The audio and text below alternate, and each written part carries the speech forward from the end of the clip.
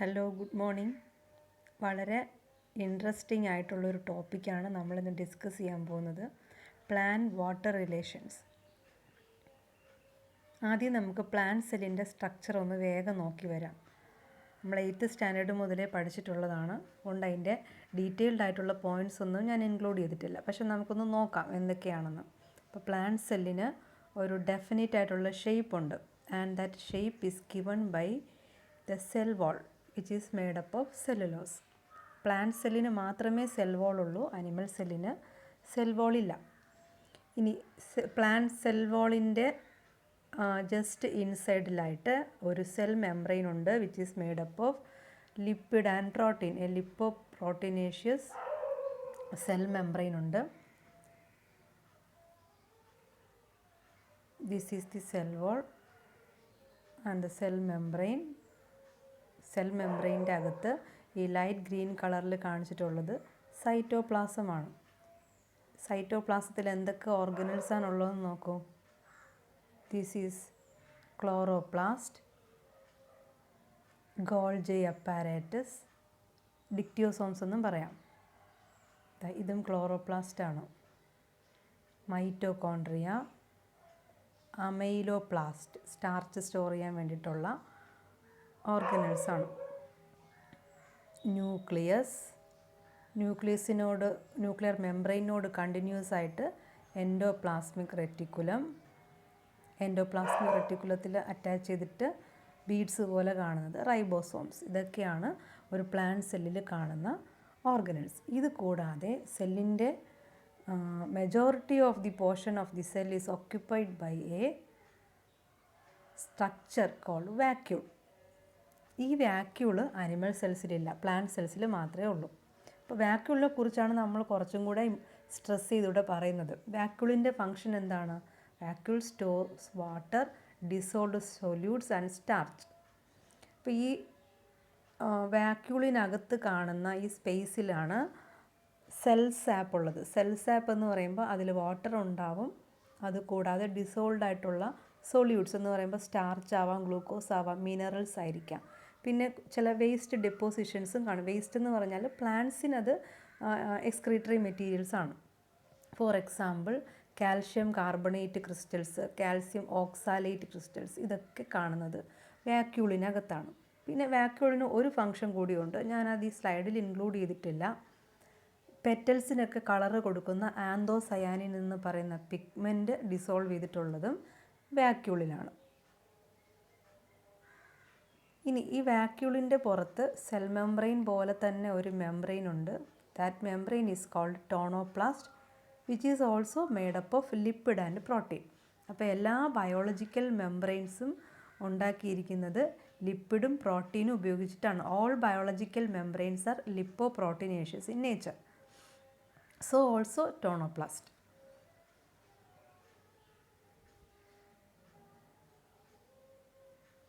ഇനി നമ്മളിപ്പോൾ കണ്ട പ്ലാന്റ് സെല്ല് ഇതൊരു ഓസ്മോട്ടിക് സിസ്റ്റമാണ്. എന്താണ് ഓസ്മോട്ടിക് സിസ്റ്റം എന്ന് പറഞ്ഞാൽ? സോൾവെൻറ്റും സൊല്യൂട്ട്സും.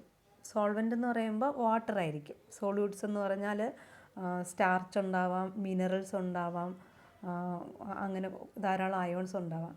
സോൾവെൻസും സൊല്യൂട്ട്സും അകത്തേക്കും പുറത്തേക്കും മൂവ് ചെയ്തുകൊണ്ടിരിക്കുകയാണ്. ഇതിനെയാണ് ഓസ്മോട്ടിക് സിസ്റ്റം എന്ന് പറയുന്നത്. പ്ലാന്റ് സെല്ലൊരു ക്ലോസ്ഡ് ഓസ്മോട്ടിക് സിസ്റ്റമാണ്. എങ്ങനെയാണ് ക്ലോസ് ചെയ്തിട്ടുള്ളത്? It is delimited by a cell membrane outside and a cell wall. അപ്പോൾ പ്ലാന്റ് സെല്ലിനെ കവർ ചെയ്തിട്ട് ഒരു സെൽ മെംബ്രെയിനും ഉണ്ട്, ഏറ്റവും പുറത്ത് സെൽ വാളും ഉണ്ട്. ഇനി ഈ സെൽ വാളിൻ്റെ സെൽ മെംബ്രെയിൻ്റെ ഉള്ളിൽ കാണുന്ന എല്ലാ സംഗതികൾക്കും കൂടെ കളക്റ്റീവായിട്ട് പറയുന്ന പേരാണ് protoplasm. What is the difference between cytoplasm and protoplasm?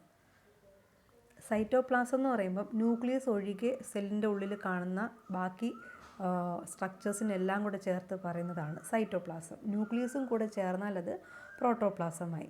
ഇനി ഇതിൻ്റെ പുറത്ത് കാണുന്ന cell membrane or plasma membrane, it is selectively permeable in nature. There are two types of membrane, semi-permeable membrane and selectively permeable membrane. What is the difference between semi-permeable and selectively permeable?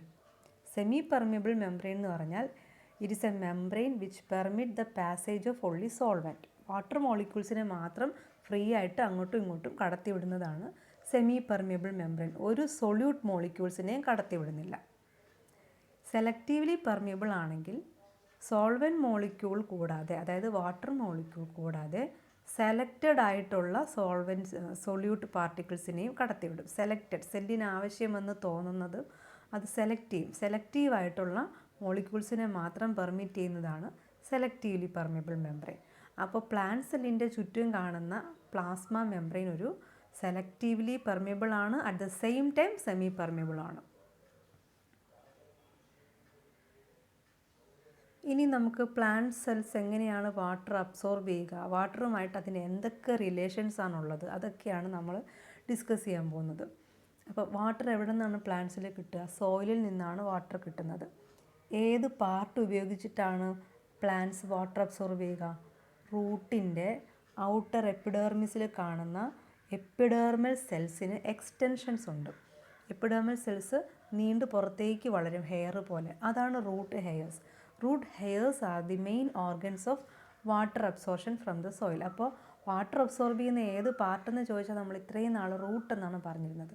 കുറച്ചും കൂടെ specific ആയിട്ട് പറയുകയാണെങ്കിൽ റൂട്ടിൻ്റെ outer എപ്പിഡെർമിസിലുള്ള epidermal സെൽസിൻ്റെ എക്സ്റ്റൻഷനായിട്ടുള്ള root ഹെയർസാണ് water absorb ചെയ്യുന്നത്.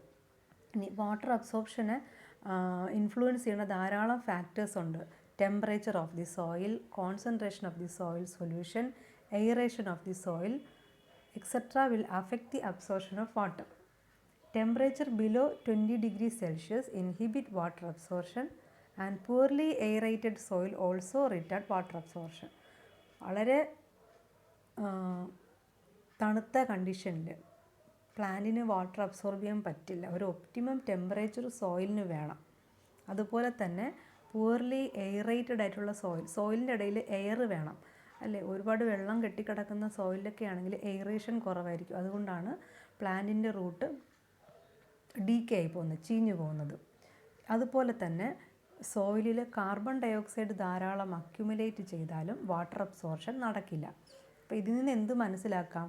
ഒരു പ്ലാന്റ് വാട്ടർ അബ്സോർബ് ചെയ്യണമെങ്കിൽ സോയിൽ വാട്ടർ ഉണ്ടായാൽ മാത്രം പോരാ, പിന്നെ എക്സ്റ്റേണൽ കണ്ടീഷൻസ് എല്ലാം അതിന് ഫേവറബിളും കൂടെ ആവണം. ഇപ്പോൾ എക്സ്റ്റേണൽ കണ്ടീഷൻ എന്ന് പറയുമ്പോൾ temperature of the soil, aeration of the soil, presence of carbon dioxide in the soil, ഇതെല്ലാം വാട്ടർ അബ്സോർപ്ഷനെ ഇൻഫ്ലുവൻസ് ചെയ്യും. ഇനി എങ്ങനെയാണ് പ്ലാന്റ് വാട്ടർ അബ്സോർബ് ചെയ്യുന്നത്? Passive absorption and active absorption, ഇങ്ങനെ രണ്ട് പ്രോസസ്സുണ്ട്. പാസീവ് അബ്സോർപ്ഷൻ എന്ന് പറഞ്ഞാൽ എനർജിയുടെ എക്സ്പെൻഡിച്ചർ ഇല്ലാതെ, അതായത് ATP ആവശ്യമില്ലാതെ പ്ലാന്റ്സ് വാട്ടർ അബ്സോർബ് ചെയ്യുന്നതിനെയാണ് പാസീവ് അബ്സോർപ്ഷൻ എന്ന് പറയുന്നത്. ഈ പാസീവ് അബ്സോർപ്ഷൻ നടക്കുന്നത് 3 പ്രോസസ്സിൽ കൂടെയാണ്: imbibition, diffusion and osmosis. These are the 3 process by which plant cell absorb water passively. ഇതിൽ നമുക്ക് ഇംബിബിഷനും ഡിഫ്യൂഷനും ഇന്ന് ഡിസ്കസ് ചെയ്യാം. Imbibition is the adsorption of water by dead, solid and hydrophilic constituents of the cell without forming a solution. Imbibition എന്ന് പറഞ്ഞാൽ water adsorption ആണ്. Adsorption എന്ന് പറഞ്ഞാൽ എന്താണ്? What is the difference between adsorption and absorption? Absorb ചെയ്യുക എന്ന് പറഞ്ഞാൽ അകത്തേക്ക് വലിച്ചെടുക്കുകയാണ്. പക്ഷേ അഡ്സോർപ്ഷൻ എന്ന് പറഞ്ഞാൽ അകത്തേക്ക് എടുക്കുന്നില്ല, സർഫസിൽ റീറ്റെയിൻ ചെയ്യുന്നതേ ഉള്ളൂ. That is adsorption. അപ്പോൾ ഇംബിബിഷൻ എന്ന് പറഞ്ഞാൽ ഡെഡ് ആയിട്ടുള്ള മെറ്റീരിയൽസ് വാട്ടർ അതിൻ്റെ സർഫസിൽ ഹോൾഡ് ചെയ്യുന്ന പ്രോസസ്സിനെയാണ് അഡ്സോർപ്ഷൻ എന്ന് പറയുന്നത്. It is not absorption. അതിനിപ്പോൾ നമുക്കൊരു എക്സാമ്പിൾ പറയുകയാണെങ്കിൽ, ഇപ്പോൾ ഉണങ്ങിയ ഗം, ഇപ്പോൾ ഫെവിക്കോളൊക്കെ ഉണങ്ങിയിരിക്കുകയാണ്. ആ ഉണങ്ങിയ ഫെവിക്കോളിനെ കുറച്ച് നേരം വെള്ളത്തിലിട്ട് വയ്ക്കുമ്പോൾ അത് സ്വെല്ല് ചെയ്യും. അപ്പോൾ ഫെവിക്കോൾ ഡെഡാണെന്ന് അറിയാതെ, ഒരു ഡെഡ് മെറ്റീരിയലാണ്, അതൊരു ലിവിങ് മെറ്റീരിയൽ അല്ല, പക്ഷേ അത് സ്വെല്ല് ചെയ്യുന്നുണ്ട് വാട്ടർ അഡ്സോർബ് ചെയ്തിട്ട്. അതിനെ നമുക്ക് അബ്സോർബ് എന്ന് പറയാൻ പറ്റില്ല. It is only adsorption. ഇതാണ് ഇംബിബിഷൻ. ഒരു ഡെഡായിട്ടുള്ള മെറ്റീരിയൽ വാട്ടർ അഡ്സോർബ് ചെയ്തിട്ട് അത് സ്വെല്ല് ചെയ്യുന്നു. പ്ലാന്റ് സെൽസിലും ഈ അഡ്സോർഷൻ നടക്കാറുണ്ട്. പ്ലാന്റ് സെൽസ് അഡ്സോർഷൻ കാണിക്കുന്ന എപ്പോഴാന്ന് പറഞ്ഞാൽ നമ്മളൊരു ഡ്രൈ സീഡ്സ് വെള്ളത്തിലിട്ട് കുതിർക്കുമ്പോൾ അതിൻ്റെ സീഡ് കോട്ട് ആദ്യം വാട്ടർ ഇംബൈബ് ചെയ്യും. ഇപ്പോൾ ചെറുപയറൊക്കെ വെള്ളത്തിലിട്ട് കഴിഞ്ഞാൽ 1 മണിക്കൂർ കഴിയുമ്പോൾ തന്നെ അത് സ്വെല്ല് ചെയ്യുന്ന കാണാം. ഫസ്റ്റ് പ്രോസസ്സ് അഡ്സോർഷനാണ്. അതിൻ്റെ സീഡ് കോട്ട് വാട്ടർ ഇംബൈബ് ചെയ്ത് സ്വെല്ല് ചെയ്യുകയാണ്, സോഫ്റ്റ് ആവുകയാണ്. അത് കഴിഞ്ഞിട്ട് അബ്സോർപ്ഷനും അതിൽ നടക്കുന്നുണ്ട്, അതിനെക്കുറിച്ച് നമ്മൾ പറയുന്നില്ല. ഇനി ഡ്രൈ ആയിട്ടുള്ള വുഡ്, ഗമ്മ് ഇതൊക്കെ വെള്ളത്തിലിട്ട് കഴിയുമ്പോൾ അത് സ്വെല്ല് ചെയ്യുന്നുണ്ട്. This is imbibition. ഇനി ഈ പിക്ചറിൽ കാണിച്ചിട്ടുള്ളത് ചൈനീസ് ബോൾസ്, സെറാമിക് ബോൾസ് എന്നൊക്കെ പറയുന്നത് ഒരു കാലത്ത് മാർക്കറ്റിലൊക്കെ വാങ്ങാൻ കിട്ടുമായിരുന്നു. ഈ ചെറിയ ബോള് ഒരു പാക്കറ്റിൽ കിട്ടും. അതിന് നമ്മൾ കുറേ സമയം വെള്ളത്തിലിട്ട് വയ്ക്കുമ്പോഴേക്കും അത് വെള്ളം കുടിച്ച് വീർത്തിങ്ങനെ സ്വെല്ല് ചെയ്തിരിക്കാറുണ്ട്. ഇത് ഇംബിബിഷനാണ്. ഇതൊരു ഡെഡായിട്ടുള്ളൊരു ഒരു മെറ്റീരിയലാണ്. അത് വാട്ടർ ഇംബൈബ് ചെയ്ത് കൊളോയിഡൽ ഫോമിലായിട്ട് മാറുകയാണ്. ഇനി മഴക്കാലത്തൊക്കെ നമ്മൾ ജനവാതിലുകൾ അടയ്ക്കാൻ വേണ്ടി ബുദ്ധിമുട്ടാറുണ്ടല്ലോ, ഒരു ടൈറ്റ്നെസ് ഫീൽ ചെയ്യാറുണ്ട്. That is also imbibition. അറ്റ്മോസ്ഫിയറിൽ കാണുന്ന മോയ്സ്ചർ കണ്ടൻറ്റ് ഈ ഡ്രൈ ആയിട്ടുള്ള വാതിലിലെയും ജനലിലെയും തടി അത് അഡ്സോർബ് ചെയ്തിട്ട് കുറച്ച് സ്വെല്ല് ചെയ്യും. അപ്പോഴാണ് നമുക്ക് ജനവാതിലുകൾ അടയ്ക്കാനായിട്ടൊരു ബുദ്ധിമുട്ട് ഫീൽ ചെയ്യുന്നത്. അപ്പോൾ ഇംബിബിഷൻ എന്താണെന്ന് മനസ്സിലായില്ലേ? During imbibition some of the energy of water molecule is lost as heat. It is called heat of wetting. ഇപ്പോൾ ഇംബിബിഷൻ നടക്കുമ്പോൾ കുറച്ച് എനർജി ലോസ് ചെയ്യാറുണ്ട്. That is heat of wetting. ഇനി ഈ ഇംബിബിഷൻ എന്ന് പറയുന്ന പ്രോസസ്സ് നമ്മൾ പറഞ്ഞു, സെൽ മെംബ്രെയിൻ അതിൽ ഇൻവോൾവ് ചെയ്യുന്നില്ല. മെംബ്രെയിനിൻ്റെ ഉള്ളിലേക്ക് വെള്ളം കയറുന്നതിന് ഇംബിബിഷൻ എന്നല്ല പറയുന്നത്. സെൽ വോളോ ഡ്രൈ ആയിട്ടുള്ള മെറ്റീരിയലോ വാട്ടർ അഡ്സോർബ് ചെയ്യുന്നതിനെയാണ് ഇംബിബിഷൻ എന്ന് പറയുന്നത്. Next is diffusion. The movement of molecule, either liquid or gaseous molecule, from a region of higher concentration to lower concentration is called diffusion. ഒരു ലിക്വിഡ് മോളിക്യൂളോ ഗ്യാഷ്യസ് മോളിക്യൂളോ ഹയർ കോൺസെൻട്രേഷൻ ഉള്ള ഒരു റീജിയനിൽ നിന്നും lower concentration ഉള്ള ഒരു റീജിയനിലേക്ക് എനർജിയുടെ എക്സ്പെൻഡിച്ചർ ഇല്ലാതെ move ചെയ്യുന്ന പ്രോസസ്സിനെയാണ് ഡിഫ്യൂഷൻ എന്ന് പറയുന്നത്. ഗ്യാഷ്യസ്, ഈ പിക്ചർ നോക്കിക്കഴിഞ്ഞാൽ അറിയാം ഇതൊരു മോളിക്യൂളാണ്. Either it may be liquid molecule or a gaseous molecule. ഈ സൈഡിൽ മോളിക്യൂളിൻ്റെ കോൺസെൻട്രേഷൻ വളരെ കൂടുതലാണ്, ഇവിടെ മോളിക്യൂൾസിൻ്റെ കോൺസെൻട്രേഷൻ കുറവാണ്. അപ്പോൾ കൂടിയ സ്ഥലത്ത് നിന്നും കുറഞ്ഞ സ്ഥലത്തേക്ക് നാച്ചുറലായിട്ട് തന്നെ അത് മൂവ് ചെയ്യും. ഇതിനെയാണ് ഡിഫ്യൂഷൻ എന്ന് പറയുന്നത്. ഇതിനും എനർജിയുടെ ആവശ്യമില്ല. ഇനി നമുക്ക് 2 എക്സാമ്പിൾ ഉപയോഗിച്ച് നമുക്കിതിനെ പറയാം. ഒരു പെർഫ്യൂം ബോട്ടിൽ നമ്മൾ ഓപ്പൺ ചെയ്യുകയാണെന്ന് വിചാരിക്കുക. പെർഫ്യൂം ബോട്ടിലിനകത്തുള്ളത് പെർഫ്യൂം, അത് ലിക്വിഡ് ഫോമിൽ, അത് എന്താണ്, ഒരു വോളറ്റൈലായിട്ടുള്ള ഒരു ലിക്വിഡിൽ ഡിസോൾവ് ചെയ്തിട്ടാണ് പെർഫ്യൂം കിട്ടുന്നതിൽ. മിക്കവാറും അത് ആൽക്കഹോളായിരിക്കും. പെർഫ്യൂം ബോട്ടിലിൻ്റെ അകത്ത് അതിൻ്റെ മോളിക്യൂൾസിൻ്റെ കോൺസെൻട്രേഷൻ വളരെ കൂടുതലാണ്. നമ്മളൊരു റൂമിൽ വെച്ചിട്ട് ആ ബോട്ടിൽ ഓപ്പൺ ചെയ്യുകയാണെന്ന് വിചാരിക്കുക. സ്പ്രേ ചെയ്യുകയല്ല, ബോട്ടിൽ ഓപ്പൺ ചെയ്തു, സ്പ്രേ ചെയ്തില്ല. ഓപ്പൺ ചെയ്യുമ്പോഴേക്കും കുറച്ച് സമയത്തിനുള്ളിൽ തന്നെ ആ മുറിയിൽ മുഴുവനും പെർഫ്യൂമിൻ്റെ മണം സ്പ്രെഡ് ചെയ്യും. അവിടെ എന്താണ് നടക്കുന്നത്? ഗ്യാഷ്യസ് മോളിക്യൂളിൻ്റെ ഡിഫ്യൂഷനാണ്. ആ ബോട്ടിലിനകത്ത് പെർഫ്യൂം മോളിക്യൂൾസിൻ്റെ കോൺസെൻട്രേഷൻ കൂടുതലുണ്ടായിരുന്നു. റൂമിൽ അറ്റ്മോസ്ഫിയറിലാണെങ്കിൽ കോൺസെൻട്രേഷൻ ഒട്ടും തന്നെ ഇല്ല. അപ്പോൾ സ്വാഭാവികമായിട്ടും ഈ ഗ്യാഷ്യസ് മോളിക്യൂള് കോൺസെൻട്രേഷൻ കൂടിയ ഭാഗത്തു നിന്നും കുറഞ്ഞ ഭാഗത്തേക്ക് സ്പ്രെഡ് ചെയ്തു. This is called diffusion. ഇവിടെ ഗ്യാഷ്യസ് മോളിക്യൂളാണ് ഡിഫ്യൂസ് ചെയ്യുന്നത്. ആ പെർഫ്യൂം ഡിസോൾവ് ചെയ്തിട്ടുള്ള വോളറ്റൈലായിട്ടുള്ള ലിക്വിഡ്, അതല്ലെങ്കിൽ ഒരു ആൽക്കഹോൾ ആവാം, ചിലപ്പോൾ അതുപോലെ എന്തെങ്കിലും വോളറ്റൈൽ ലിക്വിഡ് ആവാം, അത് ഗ്യാഷ്യസ് ഫോമിൽ ഡിഫ്യൂസ് ചെയ്യാണ്. ഇനി ലിക്വിഡ് മോളിക്യൂൾസിൻ്റെ ഡിഫ്യൂഷൻ പറയുകയാണെങ്കിൽ ഈ എക്സാമ്പിൾ നോക്കൂ. ഈ 3 ബോട്ടിലൊന്നും വേണ്ട, ഒരു ബോട്ടിൽ നമ്മൾ കുറച്ച് വെള്ളം എടുത്തിട്ട് അതിൽ 1-2 ഡ്രോപ്പ് മഷി ആഡ് ചെയ്യുകയാണെന്ന് വിചാരിക്കുക. എന്നിട്ട് നമ്മൾ ഇളക്കിയൊന്നും കൊടുക്കാതെ തന്നെ കുറേ സമയം കഴിയുമ്പോൾ ആ മഷി വെള്ളത്തിലെല്ലാം സ്പ്രെഡ് ചെയ്തിട്ട് വെള്ളത്തിൻ്റെ കളറ് ഒരുപോലെ ആവും. ഇപ്പോൾ ആദ്യത്തെ സ്റ്റെപ്പിൽ ജസ്റ്റ് ഡിഫ്യൂഷൻ നടന്ന് തുടങ്ങുന്നതേ ഉള്ളൂ. കുറച്ചും കൂടെ ഡിഫ്യൂസ് ചെയ്ത് കഴിഞ്ഞു, ഇപ്പോൾ ഒരല്പം കൂടെ ഡിഫ്യൂസ് ചെയ്ത് കഴിഞ്ഞു, ഇനി കുറച്ച് കഴിയുമ്പോഴത്തേക്കും കംപ്ലീറ്റ് ആയിട്ട് ഡിഫ്യൂസ് ചെയ്തിട്ട് വാട്ടറിൻ്റെ കളർ ഒരു യൂണിഫോം കളറാണ്, ഒരു ബ്ലൂ കളറാണ്. This is an example for diffusion of liquid molecules. അപ്പോൾ ഡിഫ്യൂഷൻ എന്താണെന്ന് നിങ്ങൾക്ക് മനസ്സിലായിട്ടുണ്ടായിരിക്കും. Now let us see how diffusion occur in plants. In plants, the exchange of gases like oxygen and carbon dioxide through stomata take place by diffusion. നമ്മൾ photosynthesis പഠിച്ചപ്പോൾ സ്റ്റൊമേറ്റയിൽ കൂടെ carbon dioxide enter ചെയ്യുന്നത് ഒക്കെ പഠിച്ചിട്ടുണ്ട്. അപ്പോൾ carbon dioxide അറ്റ്മോസ്ഫിയറിൽ കൂടുതലും പ്ലാന്റ്സിൻ്റെ സ്റ്റൊമേറ്റയുടെ ഉള്ളിൽ കാണുന്ന സ്പേസ്, ഇൻ്റർസെല്ലുലാർ സ്പേസിൽ കാർബൺ ഡയോക്സൈഡ് വളരെ കുറവുമാണ്. Naturally, the carbon dioxide will diffuse from the atmosphere to the interior of the plant cell through stomata. അവിടെ നടക്കുന്നത് ഡിഫ്യൂഷനാണ്. Some ions are absorbed from the soil by the process of diffusion. വെള്ളത്തിൽ കൂടെ ചില ions diffusion വഴി plant സെൽസിൻ്റെ ഉള്ളിൽ കയറാറുണ്ട്. Factors affecting diffusion. The rate of diffusion increases with the increase in temperature and the increase in the density of the diffusing particle, whereas the size of the diffusing particle is inversely proportional to the rate of diffusion. ഇപ്പോൾ ഈ ഡിഫ്യൂഷനെ influence ചെയ്യുന്ന രണ്ട് factors, ഒന്ന് ടെമ്പറേച്ചറും ഒന്ന് diffusing മോളിക്യൂൾസിൻ്റെ ഇൻറ്റൻസിറ്റിയുമാണ്, അല്ലെങ്കിൽ അതിൻ്റെ density. ഇത് നമുക്ക് എക്സാമ്പിളായിട്ട് പറയാം. നമ്മൾ നേരത്തെ പറഞ്ഞ പെർഫ്യൂം ബോട്ടിലിൻ്റെ എക്സാമ്പിൾ തന്നെ എടുക്കാം. വളരെ തണുപ്പുള്ളൊരു റൂമിലാണെങ്കിൽ, ഒരു AC റൂമിലാണെങ്കിൽ ആ പെർഫ്യൂം ബോട്ടിൽ ഓപ്പൺ ചെയ്യുമ്പോൾ എത്രത്തോളം സ്പീഡിൽ ആ സ്മെല്ല്, ആ പെർഫ്യൂമിൻ്റെ ഫ്രാഗ്രൻസ് സ്പ്രെഡ് ചെയ്യുമോ അതിനേക്കാളും സ്പീഡിലായിരിക്കും ചൂട് കൂടി ഒരു റൂമിൽ സ്പ്രെഡ് ചെയ്യുക. അതായത് ടെമ്പറേച്ചർ കൂടുന്തോറും ഡിഫ്യൂഷൻ്റെ റേറ്റ് കൂടും. അതുപോലെ തന്നെ ഡിഫ്യൂസിങ് മോളിക്യൂൾസിൻ്റെ ഡെൻസിറ്റി. ഇപ്പോൾ നമ്മൾ ഓപ്പൺ ചെയ്യുന്ന ബോട്ടിലിൽ ഏറ്റവും താഴെ മാത്രം കുറച്ച് പെർഫ്യൂമേ ഉള്ളെങ്കിൽ അതിൻ്റെ സ്പ്രെഡിങ്ങിൻ്റെ ഇൻറ്റൻസിറ്റി വളരെ കുറവായിരിക്കും, ഡിഫ്യൂഷൻ റേറ്റ് വളരെ കുറവായിരിക്കും. നേരെ മറിച്ച് നിറഞ്ഞു നിൽക്കുന്ന ഒരു ബോട്ടിലാണ് നമ്മൾ ഓപ്പൺ ചെയ്യുന്നതെങ്കിൽ വളരെ ഫാസ്റ്റായിട്ട് സ്പ്രെഡ് ചെയ്യും, അല്ലേ? അപ്പോൾ ഡിഫ്യൂസിങ് മോളിക്യൂൾസിൻ്റെ ഡെൻസിറ്റി കൂടുന്തോറും ഡിഫ്യൂഷൻ കൂടും, ടെമ്പറേച്ചർ കൂടുന്തോറും ഡിഫ്യൂഷൻ കൂടും. ഇനി ഡിഫ്യൂസിങ് പാർട്ടിക്കിൾസിൻ്റെ സൈസ് കൂടുമ്പോൾ ഡിഫ്യൂഷൻ കുറയുകയാണ് ചെയ്യുന്നത്.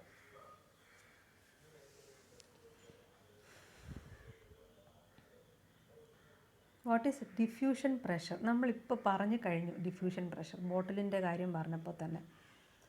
The potential ability of a substance to move from a region of higher concentration to lower concentration is called diffusion pressure.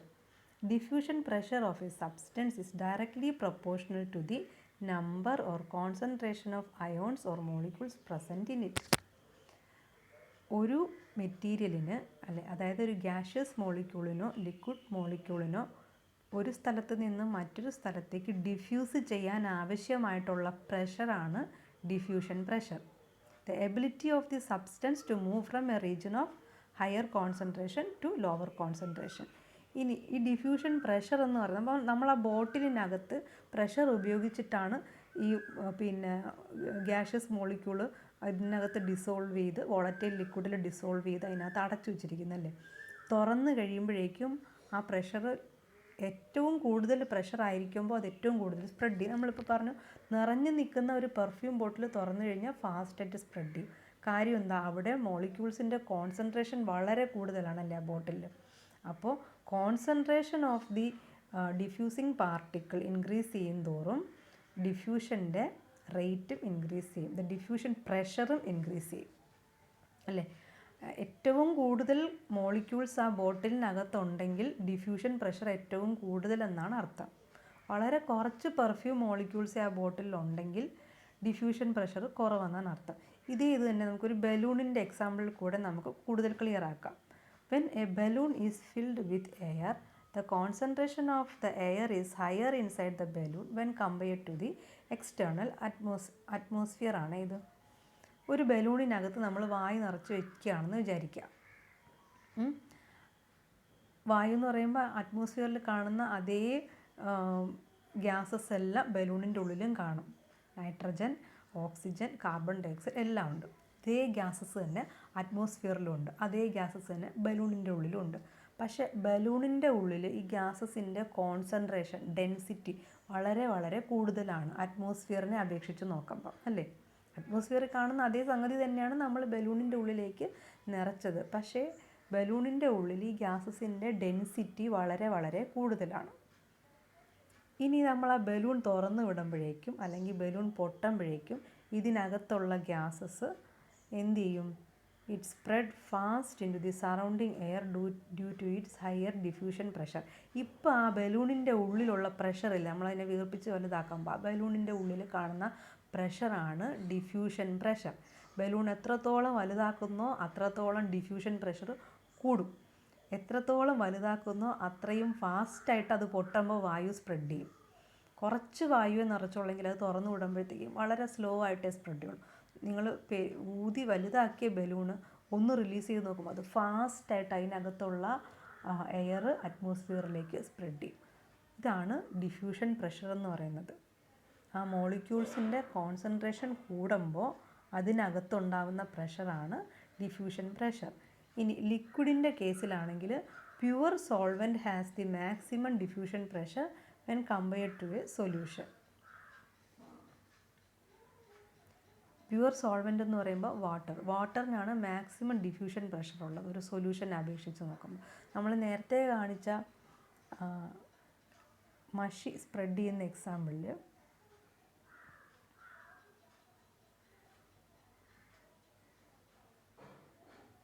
ഇവിടെ നമ്മൾ മഷിയുടെ മോളിക്യൂളാണ് ഡിഫ്യൂസ് ചെയ്തത് വാട്ടറിലേക്ക്, അല്ലേ? തിരിച്ചും പറയാം, വാട്ടർ മോളിക്യൂളും മഷിയും രണ്ടും കൂടെ മിക്സ് ചെയ്തിട്ടാണ് ഇതൊരു ഈക്വൽ കോൺസിസ്റ്റൻസി ഈക്വൽ കളറുള്ളൊരു ലിക്വിഡായിട്ട് മാറിയത്. ഈ കോൺസെപ്റ്റ് മനസ്സിലാക്കാൻ ഈ എക്സാമ്പിൾ പോരാ. നമ്മളൊരു പ്യുവർ സോൾവെൻറ്റ്, അതായത് പ്യുവർ വാട്ടറും ഒരു സോൾട്ട് സൊല്യൂഷനും രണ്ടും കൂടെ എടുത്തു കഴിഞ്ഞാൽ വാട്ടർ മോളിക്യൂളിൻ്റെ കോൺസെൻട്രേഷൻ ഏതിലായിരിക്കും കൂടുതൽ? ഒരു ഗ്ലാസ് പ്യുവർ വാട്ടർ, ഒരു glass salt solution or sugar solution. ഇതിൽ വാട്ടർ മോളിക്യൂൾസിൻ്റെ കോൺസെൻട്രേഷൻ ഏറ്റവും കൂടുതൽ ഉണ്ടാവുക പെർ ഏരിയ, ഏറ്റവും കൂടുതൽ വാട്ടർ മോളിക്യൂൾസ് ഉണ്ടാവുക ഏതിലായിരിക്കും? പ്യുവർ വാട്ടറിനായിരിക്കും. അപ്പോൾ പ്യുവർ വാട്ടറിനാണ് മാക്സിമം ഡിഫ്യൂഷൻ പ്രഷർ ഉള്ളത്. ഇനി എന്താണ് ഡിഫ്യൂഷൻ പ്രഷർ ഡെഫിസിറ്റ്? ഇത് ലിക്വിഡ് മോളിക്യൂൾസിനുള്ളതാണ് ഈ ഡിഫ്യൂഷൻ പ്രഷർ ഡെഫിസിറ്റ്. നമ്മളിപ്പോൾ പറഞ്ഞ പ്യുവർ വാട്ടർ, ഒരു ഗ്ലാസ് പ്യുവർ വാട്ടർ, ആ പ്യുവർ വാട്ടറിന് മാക്സിമം ഡിഫ്യൂഷൻ പ്രഷർ ഉണ്ടെന്ന് പറഞ്ഞു, അല്ലേ? പ്യുവർ സോൾവെൻറ്റിലാണ് ഏറ്റവും കൂടുതൽ ഡിഫ്യൂഷൻ പ്രഷർ ഉള്ളത്. ഇനി നമ്മൾ അതിലേക്ക് കുറേശ്ശെ സോൾട്ട് ആഡ് ചെയ്യുകയാണ്. സോൾട്ട് ആഡ് ചെയ്യുമ്പോൾ ഡിഫ്യൂഷൻ പ്രഷർ കുറഞ്ഞു വരും. എത്രത്തോളം സോൾട്ട് ആഡ് ചെയ്യുന്നോ അത്രത്തോളം ഡിഫ്യൂഷൻ പ്രഷർ കുറയും. ആ കുറവിനെയാണ് ഡെഫിസിറ്റ് എന്ന് പറയുന്നത്, diffusion pressure deficit or DPD. അപ്പോൾ എന്താ DPD? It can be defined as the difference between the diffusion pressure of a solution and the diffusion pressure of its pure solvent is called DPD. ഒരു glass pure water, അതിന് DPD ഇല്ല, diffusion pressure deficit ഇല്ല, pure DP മാത്രമേ ഉള്ളൂ, diffusion pressure മാത്രമേ ഉള്ളൂ. അതുപോലെ മറ്റൊരു ഗ്ലാസ് സോൾട്ട് സൊല്യൂഷൻ, അതിന് ഡിഫ്യൂഷൻ പ്രഷർ ഡെഫിസിറ്റാണുള്ളത്, ഡിഫ്യൂഷൻ പ്രഷർ കുറവാണ്. അപ്പോൾ ഈ പ്യുവർ വാട്ടറിനുള്ള ഡിഫ്യൂഷൻ പ്രഷറും സോൾട്ട് സൊല്യൂഷനുള്ള ഡിഫ്യൂഷൻ പ്രഷറും ഏതിനായിരിക്കും കൂടുതൽ? പ്യുവർ വാട്ടറിന് കൂടുതൽ ഡിഫ്യൂഷൻ പ്രഷർ, സോൾട്ട് വാട്ടറിന് കുറഞ്ഞ ഡിഫ്യൂഷൻ പ്രഷർ. ഇതിൻ്റെ രണ്ടിൻ്റെയും ഡിഫ്യൂഷൻ പ്രഷർ തമ്മിലുള്ള ഡിഫറൻസും കൂടിയാണ് diffusion pressure deficit. Always pure solvent has the maximum diffusion pressure. When solute is added to the to pure water and add, when we add solute to it, the diffusion pressure become lower and this is called diffusion pressure deficit.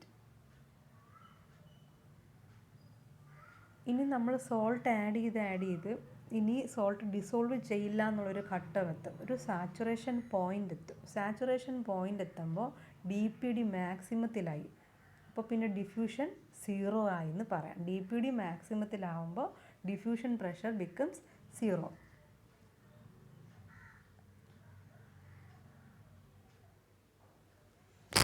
ഇനി suction പ്രഷറും turgor പ്രഷറും എന്താണെന്ന് നോക്കാം. നമ്മൾ നേരത്തെ പറഞ്ഞ example തന്നെ നമുക്ക് കണ്ടിന്യൂ ചെയ്യാം. ഒരു ഗ്ലാസ് ഉപ്പ് വെള്ളം, ഈ ഉപ്പ് വെള്ളത്തിന് ഇപ്പം ഡിഫ്യൂഷൻ പ്രഷർ ഡെഫിസിറ്റാണുള്ളത്. ഇതിനി വെള്ളം കുടിക്കാനുള്ള ടെൻഡൻസിയാണുള്ളത്. When there is maximum DPD, cell has a tendency to suck water. DPD ഏറ്റവും കൂടുതലായിരിക്കുമ്പോൾ സെല്ലിന് വെള്ളം കുടിക്കാനുള്ളൊരു ടെൻഡൻസി ഉണ്ടാവും. This is called suction pressure. As a result the cell absorb water and become turgid. Now the turgor pressure develop. അപ്പോൾ ഒരു സെല്ലിൻ്റെ ഉള്ളിൽ നിറയെ ഉപ്പ് ആണുള്ളത്, അല്ലെങ്കിൽ കോൺസെൻട്രേറ്റഡ് ആയിട്ടുള്ള സൊല്യൂട്ടാണെന്ന് വിചാരിക്കുക. അപ്പോൾ ആ സെല്ലിന് DPD ആണ് കൂടുതലുള്ളത്. DPD കാരണം അതെന്ത് ചെയ്യും, എക്സ്റ്റേണൽ സൊല്യൂഷനിൽ നിന്നും വാട്ടർ അബ്സോർബ് ചെയ്യും, സക്ക് ചെയ്യും, അകത്തേക്ക് വലിച്ചെടുക്കും.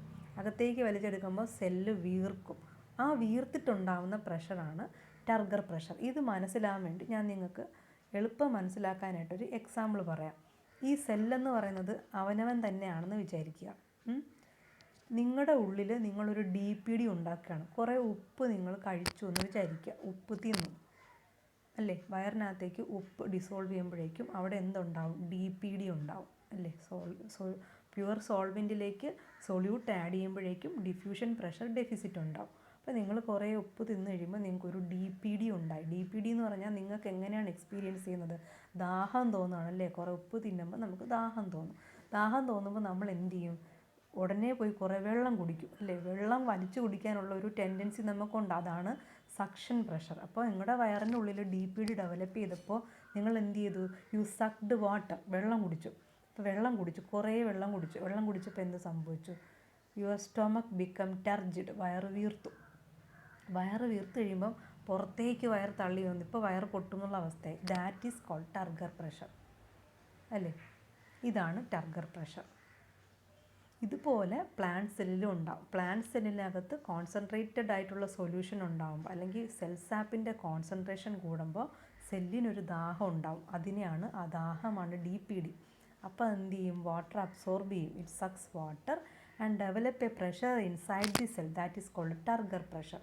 അപ്പോൾ ടർഗർ പ്രഷർ ഉള്ള ഒരു പ്ലാന്റ് സെൽ എന്ന് പറഞ്ഞാൽ അത് വീർത്തിരിക്കുകയാണ്, വാട്ടർ അബ്സോർബ് ചെയ്ത് ടർജിഡ് ആയിട്ടിരിക്കുകയാണ്, വീർത്തിരിക്കുകയാണ്. ഇനി നിങ്ങൾ വെള്ളം കുടിച്ച് വയറ് വീർത്തു, വയറ് പൊട്ടുമോ? ഇല്ല, ഒരിക്കലും പൊട്ടില്ല. കാര്യം എന്താണ്, പുറത്ത് നിന്നും അകത്തേക്ക് നമ്മുടെ വയറിൻ്റെ മസിൽസ് അകത്തേക്കൊരു പ്രഷർ എക്സർട്ട് ചെയ്യുന്നുണ്ട്. അത് കാരണം വയറ് പൊട്ടില്ല. ഇതുപോലെ തന്നെ ഒരു പ്ലാന്റ് സെല്ല് ടർജിഡ് ആകുമ്പോഴേക്കും ആ സെല്ല് പൊട്ടാതിരിക്കാൻ വേണ്ടി the cell wall will exert a pressure to the inside of the cell. This is called wall pressure. Cell wall പുറത്തു നിന്നും അകത്തേക്ക് അതുപോലൊരു പ്രഷർ കൊടുക്കും. അതാണ് വാൾ പ്രഷർ. അപ്പോൾ നോക്കൂ, ടർഗർ പ്രഷർ എന്ന് പറഞ്ഞാൽ സെല്ലിൻ്റെ ഇൻറ്റീരിയറിൽ നിന്നും സെൽ വോളിലേക്ക് എക്സർട്ട് ചെയ്യുന്ന പ്രഷറാണ് ടർഗർ പ്രഷർ. അതേസമയം സെൽ വോൾ അതേ ഫോഴ്സിലൊരു പ്രഷർ അകത്തേക്ക് കൊടുക്കും, to the inside, it is called wall pressure. അപ്പോൾ ടർഗർ പ്രഷറും വാൾ പ്രഷറും അതിൻ്റെ മാഗ്നിറ്റ്യൂഡിൽ ഒരുപോലെയാണ്, ഓപ്പോസിറ്റ് ഡയറക്ഷനിലാണെന്നേ ഉള്ളൂ. ടർഗർ പ്രഷർ അകത്തു നിന്നും പുറത്തേക്കും, വാൾ പ്രഷർ പുറത്തു നിന്നും അകത്തേക്കും. ഇതാണൊരു ടർജിഡ് സെൽ. വെള്ളം കുടിച്ച് വീർത്തിരിക്കുകയാണ്. വാക്യൂളിനകത്താണ് വെള്ളമൊക്കെ സ്റ്റോർ ചെയ്ത് വെച്ചിട്ടുള്ളത്. ഇതൊരു ഫ്ലാസിഡ് സെൽ. ഫ്ലാസിഡ് സെല്ലെന്ന് പറഞ്ഞാൽ വെള്ളം ഒന്നുമില്ല. ഇതിപ്പം ഈ ഫ്ലാസിഡ് സെല്ലിന് ദാഹമാണുള്ളത് അല്ലേ, DPD ആണുള്ളത്. DPD ആണ് ദാഹം. അതിൻ്റെ വാക്യൂളൊക്കെ നോക്കും, ചുരുങ്ങിക്കിടക്കുന്ന പ്രോട്ടോപ്ലാസവും ചുരുങ്ങിക്കിടപ്പുണ്ട്. ഇവിടെയായിട്ട് വരും സെൽ മെംബ്രെയിൻ. പക്ഷേ ഒരിക്കലും സെല്ലിൻ്റെ ഷേപ്പ് നഷ്ടപ്പെടാത്ത എന്തുകൊണ്ടാണ്, സെൽ വോൾ ഇവിടെ ഉള്ളത് കാരണമാണ് ഈ സെല്ല് മൊത്തത്തിൽ തന്നെ ചുരുങ്ങിപ്പോകാത്തത്. പകരം പ്ലാസ്മ മെംബ്രെയിൻ ഉൾപ്പെടെയുള്ള ആ പ്രോട്ടോപ്ലാസം മാത്രം അങ്ങ് എന്ത് ചെയ്തു, ചുരുങ്ങിപ്പോയി. സെൽ മെംബ്രെയിനിൻ്റെയും സെൽ വാളിൻ്റെയും ഇടയ്ക്ക് കുറേ വേക്കൻ്റ് സ്പേസ് അവിടെ രൂപപ്പെട്ടു. ഇപ്പോൾ ഒരു ടർജിഡ് സെല്ലും ഫ്ലാസിഡ് സെല്ലും എന്താണെന്ന് മനസ്സിലായില്ലേ. ഓസ്മോസിസ് നമുക്ക് അടുത്ത ക്ലാസ്സിൽ പറയാം.